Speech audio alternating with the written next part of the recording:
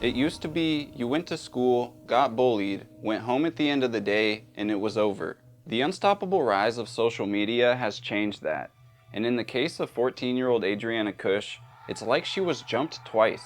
February 1st, 2023, while walking down the hallway with her boyfriend at Central Regional High School, she was brutally attacked by a gang of girls who maliciously planned and then recorded the assault. Those girls then took to TikTok and social media with the video, where it quickly began to go viral. The taunting and nasty messages that Adriana was receiving never relented. On the morning of February 3rd at 5 a.m., Adriana was found lifeless in her bedroom closet. She had taken her own life. Welcome back, Darkaholics. This is the dark side of life, where I will be telling you some disturbing stories. We must remember that these are real tragedies with real heartbreak. With that being said, let's go.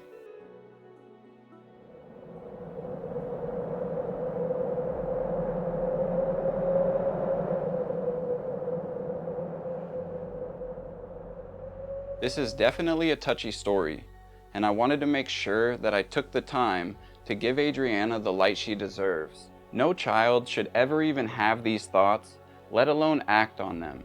Bullying is a serious issue, and this case has caused national outrage with the information that has come out since. Adriana Olivia Kuch was born in Toledo, Ohio to her loving parents, Michael and Brandy. She would move around quite a bit due to her father serving his country as an Army airborne soldier. So her and her family would live in several different locations until eventually landing in Bayville, New Jersey. Her mother Brandy successfully went on to become a registered nurse and was thrilled to be working at the Parkview Hospital and Terrace Gardens nursing home, where she was compassionately helping the patients there. When Adriana was just 7 years of age, her mother would tragically die. Now, there isn't much information about her death and what happened to her, and I feel it would be incredibly disrespectful to give any attention to what may be speculation online. Adriana's father would later marry her stepmother and his now wife, Sarah Kuch, and they were happily raising their family in that area of Bayville. Adriana had 8 other siblings as well, some half, some not. While trying to get an understanding for who Adriana was as a person, it became clear she was selfless and extremely caring.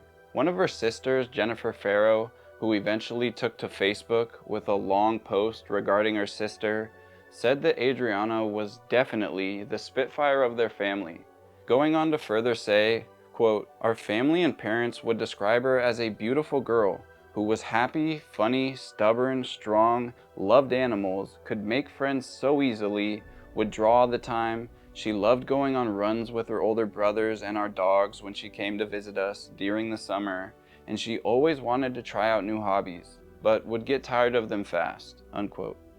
Adriana was a talented artist, and her family knew that she wanted to become a tattoo artist. Her friends would also echo that passion of hers. She was an active, smart teenager who wasn't afraid to try new things. At the beginning of this school year, so in September of 2022, she started her first year as a freshman at the Central Regional High. She was an amazing student who would stand up for what was right, and she wasn't afraid to fight for what she believed in, often speaking up for those that were weaker than her at times when they needed a voice. It was pretty well known within the school district and students that attended there that the faculty would often turn a blind eye to the violence and bullying that occurred there. The way they handled Adriana's attack is disgusting, and her father is certain that it played a role in her tragic end. Mind you, there is nothing to suggest Adriana did anything to these girls who attacked her. One of them was apparently jealous of her friendship with another girl and orchestrated this attack on her. February 1st, 2023, Adriana woke up and went to school, expecting nothing more than a normal day at school. During that day, it must have been in between classes or something, because all of the students were in the hallway. Adriana was doing nothing but walking down the hallway with her boyfriend, minding their own business at roughly 11 a.m. 2 of the 4 girls who are being charged in connection with this are seen clearly launching the attack on Adriana.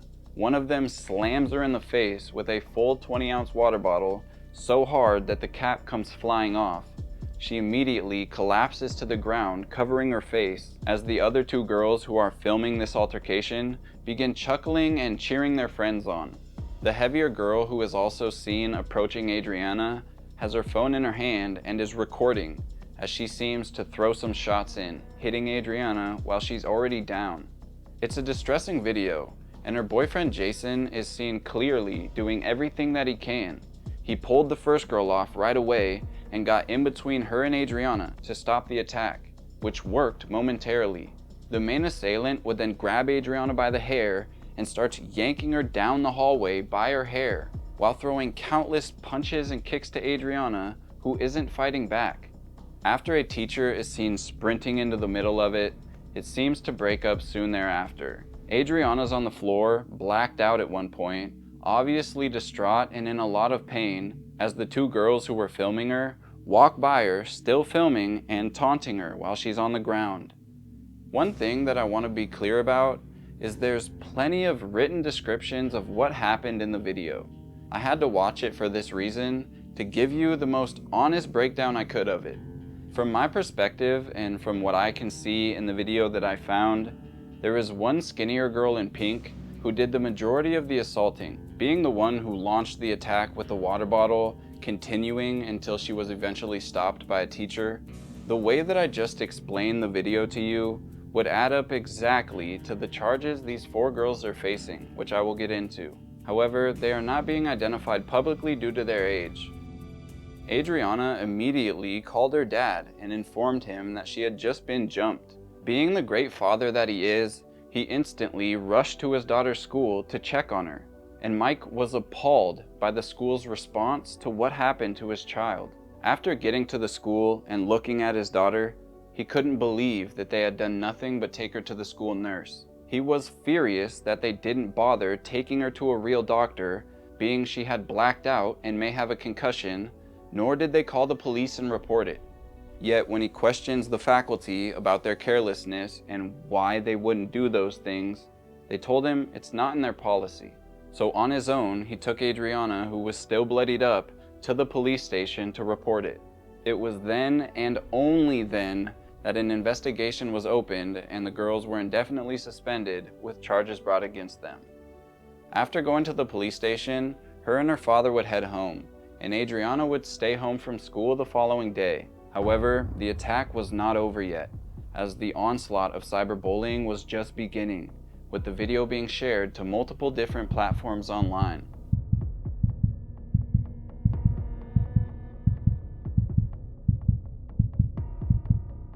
Most likely right after the video was taken, it was posted online, where Twitter and TikTok would get a hold of it, and it began to spread like wildfire.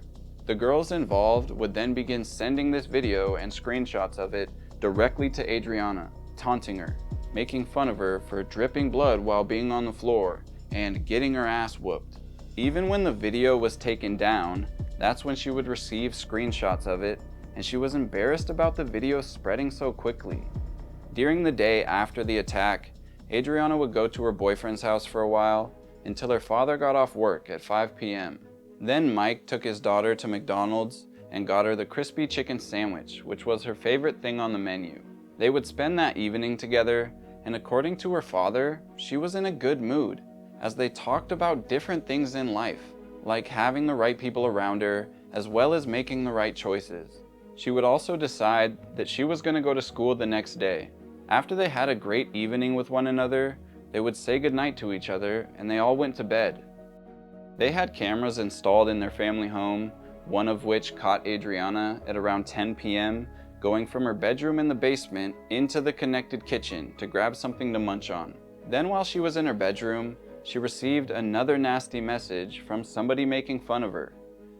At 10:46 p.m., she would send the last text message of the night. It was to her boyfriend Jason, complaining about having to go to school in the morning, confirming that she was still feeling the pressure of embarrassment. The morning of February 3rd, Michael and his wife wake up early that morning to start their day, and they go into the kitchen. As Mike was in the kitchen doing his thing, his wife went downstairs to wake Adriana up for school, and the next thing he hears is her screaming, "No." If anything was in Mike's hands, It hit the floor as he rushed to Sarah's side to see what she saw.